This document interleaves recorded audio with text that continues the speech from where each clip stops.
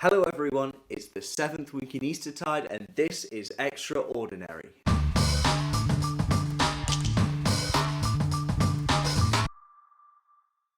Hello everyone and welcome back to another Extraordinary, the time in our week where we look at what's coming up and who we're celebrating in the church's calendar this week.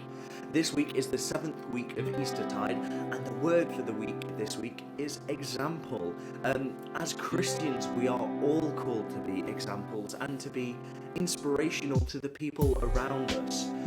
We all have people that look up to us in our own lives, whether we like to admit it or not.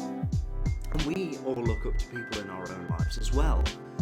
And some of the people that we can look up to are the saints, and we've got some coming up who we're celebrating this week. So on Tuesday we have St. John I, Pope and Martyr. St. John was born in the year 470 and was Pope in his lifetime. And whilst he was Pope, he was actually imprisoned by the Emperor of the time. He faced so many struggles in his life, and this was one of the biggest ones. And more importantly, he didn't choose these struggles in his life, and that's something we can think about because we don't always choose the struggles in our life either. The story of his life is a great one to look at, but he's a martyr because he died whilst he was imprisoned. Moving on to Wednesday, we have St. Dunstan. St. Dunstan was born in the year 924.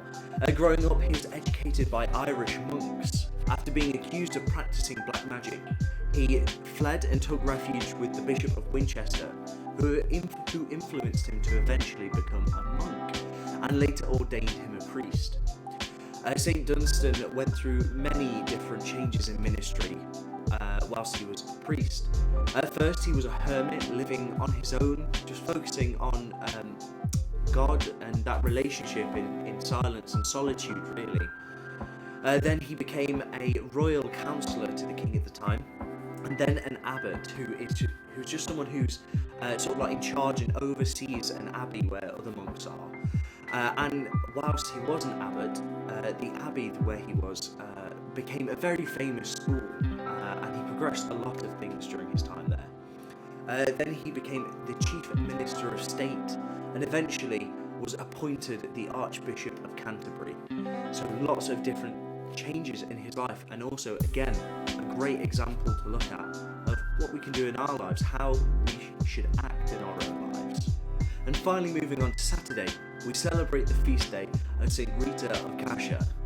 St. Rita was born in the year 1381 in Italy, and the day after her baptism, a swarm of white bees actually surrounded her and came very close to her, but didn't harm her. They touched her and was practically everywhere, but still didn't harm her. And her parents, St. Rita's parents, took this as a sign that her life was to be devoted and consecrated to Christ. From a very young age, Rita wanted to join the convent and to become a nun. However, she was made to marry someone who wasn't very nice and who got angry and quite violent at times. Throughout their marriage, Rita led him to become a better person. However, he was eventually killed as a result of a feud that was going on. Some years later, her two sons' lives eventually was taken by this same ongoing feud. And after that, she eventually joined the convent. St. Rita went on to do some amazing things with her life. And after she had died and was buried, it was found that her body was incorrupt, which means that naturally it hadn't decomposed as a normal body would. Everything was still intact and there and hadn't changed.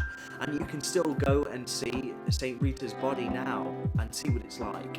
All the saints this week are examples of how we can inspire and how we can be examples to other people in our own lives.